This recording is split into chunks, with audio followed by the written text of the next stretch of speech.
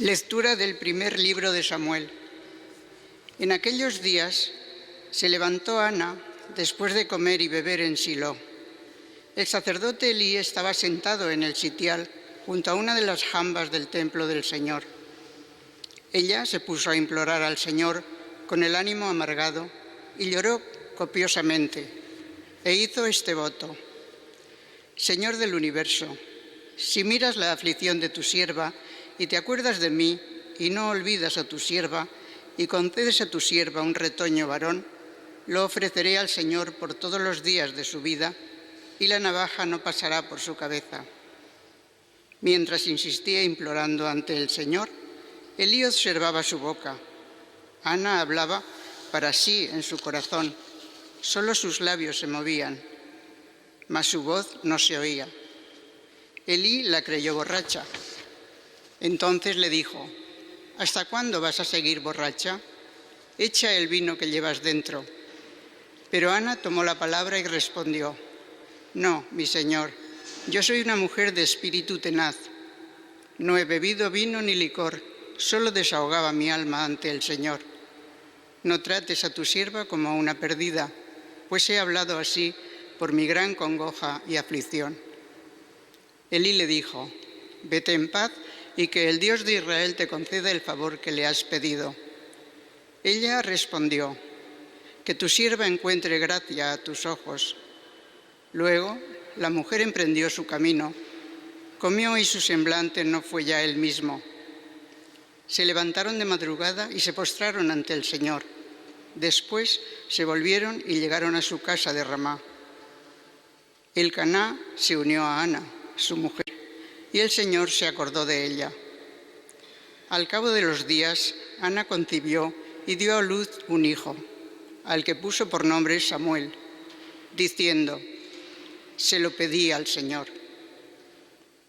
Palabra de Dios. Te alabamos, Señor.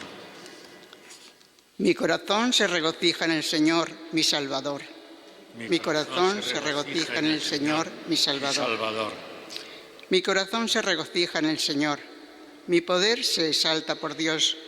Mi boca se ríe de mis enemigos, porque gozo con tu salvación. Mi corazón se regocija en el Señor, mi Salvador.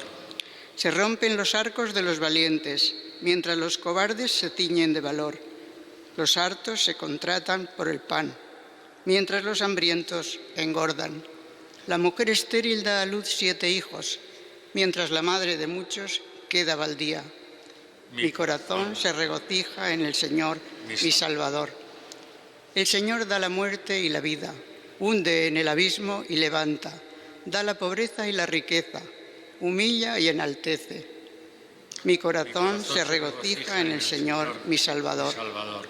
Él levanta del polvo al desvalido, alza de la basura al pobre, para hacer que se siente entre príncipes y que herede un trono de gloria. Mi corazón se regocija en el Señor, mi Salvador. Aleluya, aleluya, aleluya. Acoged la palabra de Dios, no como palabra humana, sino, cual es en verdad, como palabra de Dios. Aleluya, aleluya,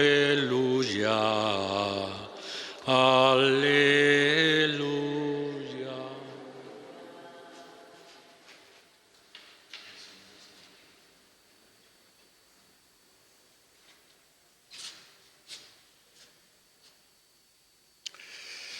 El Señor esté con vosotros. Evangelio de nuestro Señor Jesucristo según San Marcos. En la ciudad de Cafarnaún el sábado entra Jesús en la sinagoga a enseñar. Estaban asombrados de su enseñanza porque les enseñaba con autoridad y no como los escribas. Había precisamente en su sinagoga un hombre que tenía un espíritu inmundo y se puso a gritar: ¿Qué tenemos que ver nosotros contigo, Jesús Nazareno? ¿Has venido a acabar con nosotros? Sé quién eres, el Santo de Dios. Jesús lo increpó: «Cállate y sal de él». El espíritu inmundo lo retorció violentamente y dando un grito muy fuerte salió de él. Todos se preguntaron estupefactos: ¿qué es esto? Una enseñanza nueva expuesta con autoridad. Incluso manda a los espíritus inmundos y le obedecen. Su fama se extendió enseguida por todas partes, alcanzando la comarca entera de Galilea. Palabra del Señor. Sentaos un momento.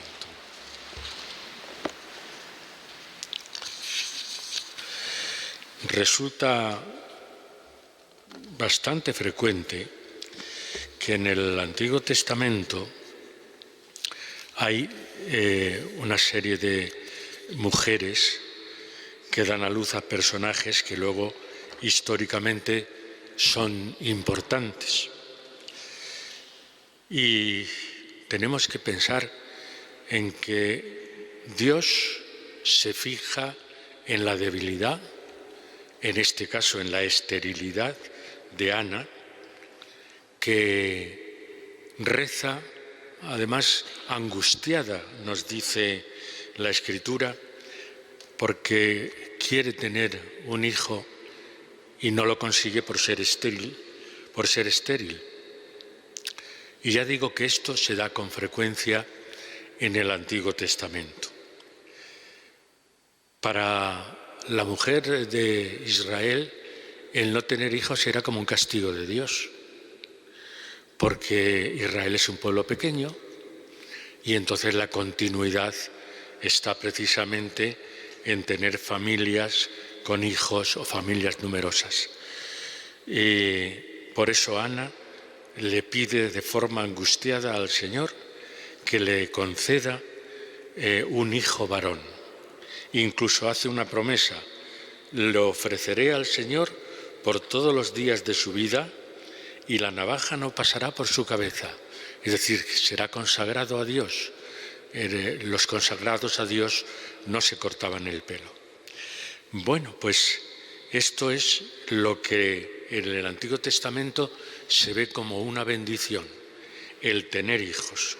Algo que el sacerdote Elí pues interpreta mal, pero y cree que ella ha bebido y está borracha. ¿Y qué es lo que pasa? Que es que no solamente movía los labios, era la típica oración interior, no exteriorizada, sino que hablaba desde su corazón. Ana, dice la Escritura, hablaba para sí en su corazón. Solo sus labios se movían, pero su voz no se oía. Y entonces es por lo que Elí interpreta eso. Y ella se lo aclara. Y dándose cuenta de su error, Elí termina diciéndola: vete en paz, y que el Dios de Israel te conceda el favor que le has pedido. Y efectivamente, Dios se fija en ella, le concede ese favor que le ha pedido, queda encinta y da a luz a Samuel, que luego será uno de los grandes personajes del Antiguo Testamento. Como os decía, el no tener hijos era casi como un castigo de Dios, casi lo contrario de lo que nos está ocurriendo en nuestro mundo y en nuestra sociedad de hoy. Hace unos días, en la audiencia general, el Papa, el día 5 de enero creo que fue, el día antes de Reyes, precisamente tocó este tema y decía que en Occidente estamos en un invierno demográfico. Invierno porque en las familias de Occidente, y España es uno de los pueblos donde más se da esto, la natalidad es cada vez menor.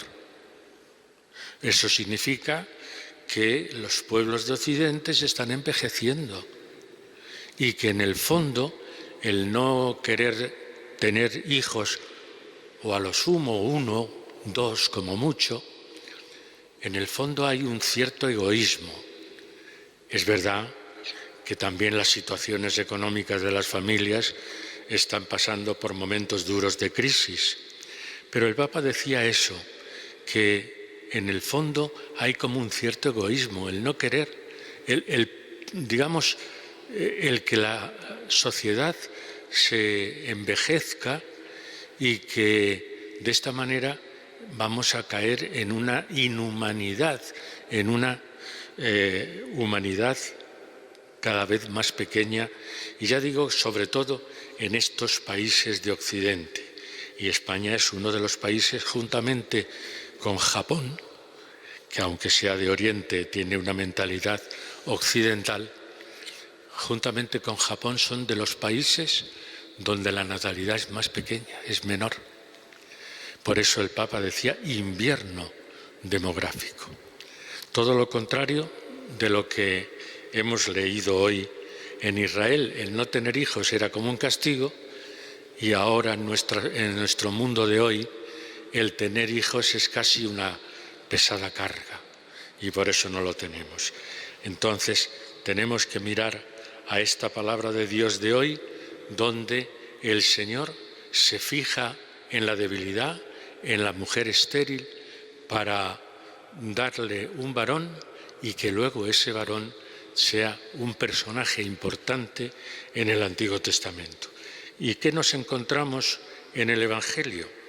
En el Evangelio Jesús está empezando su vida pública y como sábado pues va a la sinagoga y va a enseñar, nos dice San Marcos. Jesús entra en la sinagoga a enseñar e inmediatamente los que le escuchan quedan asombrados porque dicen, ¿qué forma de enseñar es esta? Se diferencia mucho, lo dice expresamente. No enseñaba con autoridad, no como los escribas. Los escribas repetían lo que habían estudiado, lo que habían leído en los libros, pero digamos, era como un enseñar frío, mientras que Jesús enseña con autoridad, quiere decir que enseña con pasión, que enseña con cariño, con ternura, queriendo transmitir a los que le escuchan, queriendo transmitir cómo esa palabra de Dios que comenta es vida. Y eso es lo que Él quiere transmitir, la vida que nos da la palabra de Dios. Y Él enseña con esa autoridad y la gente se extraña y queda un poco estupefacta. Luego hay el otro aspecto del Evangelio que hemos leído. Hay un hombre que tenía un espíritu inmundo, el espíritu del mal. Y el mal grita, ¿qué quieres hacer con nosotros? Eres el Santo de Dios, Jesús Nazareno, ¿has venido a acabar con nosotros?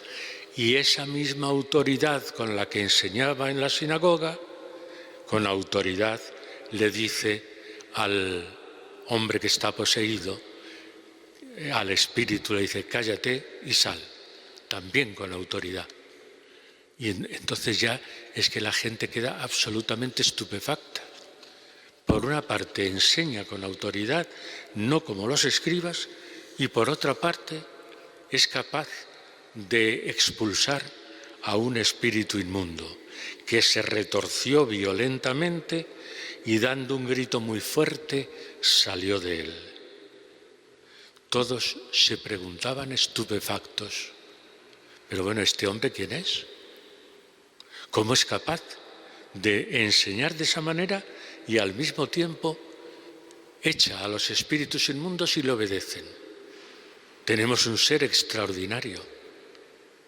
Y ese ser extraordinario que es Jesús es cuando ahora, en este momento que está todavía en Galilea, empieza la gente a hablar de él. Ha surgido entre nosotros un profeta. Ha surgido entre nosotros una persona que nos habla del reino de Dios, que es capaz de echar a los espíritus inmundos, que es capaz de curar a los enfermos. En fin, hemos conocido a un nuevo profeta. Y ese es Jesús, al que nosotros seguimos, al que nosotros creemos. Es Jesús de Nazaret que nos trae la salvación, el reino de Dios, la justicia y la paz. Y eso es lo que celebramos también en cada Eucaristía, que Jesucristo se actualiza en nuestra reunión diaria, en nuestra Eucaristía, entregándose por nosotros, y todo ello por amor del Padre Dios a nosotros, a la humanidad, que en su Hijo Jesucristo quiere acercarse a nosotros, reconciliarnos y salvarnos, perdonarnos y salvarnos. Ese es Jesucristo al que nosotros adoramos y al que nosotros celebramos. Pues vamos a continuar nuestra Eucaristía pidiéndole al Señor que nos asista, que nos dé su gracia para seguir siempre su palabra.